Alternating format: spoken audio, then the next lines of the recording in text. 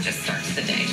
All right, it is 7:39. Students, of course, dread having to take those midterms and the final exams. But in one Florida school district, the kids aren't going to have to do that anymore. Students in Miami Dade County will now have the option of taking midterms and finals.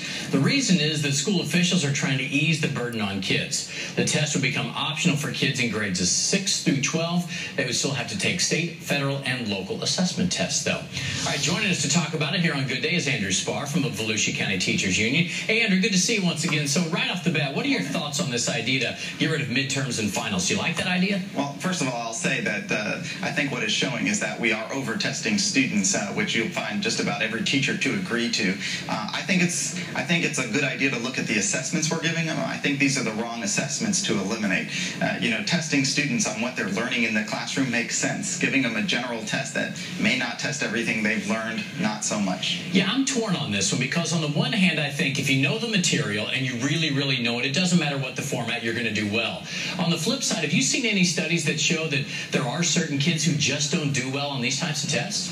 Well, to some extent, there are students who struggle on tests regardless of what kind of test it is. But what a midterm does and what a final exam does is that tests content taught during that particular class.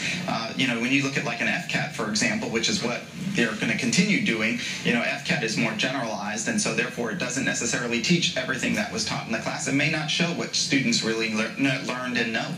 Andrew, you have a lot more interaction with kids and students than I do. They say it's going to be optional for students. How many students are going to say, yeah, I'm good, I'll take it? Well, actually, I did a little research into this before coming on this morning, and I think what they're doing is they're giving the option to the teacher as to whether or not they offer the midterm or final, where in the past the teachers have been required to give a midterm or a final. So I'm not sure the students are ultimately going to have a say in that. I wouldn't think that would be a good idea. I know not many would take it. All right, let's wrap it up with this. What do you think? There's so many standardized tests these days. What would be a good balance in the schools and also show that students are actually learning the information they need? Where would you go?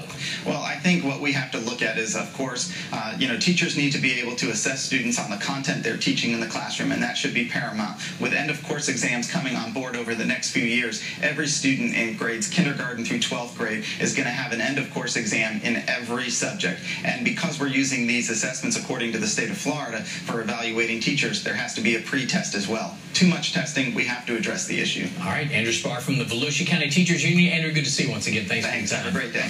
All right, this morning we want to hear from you. What do you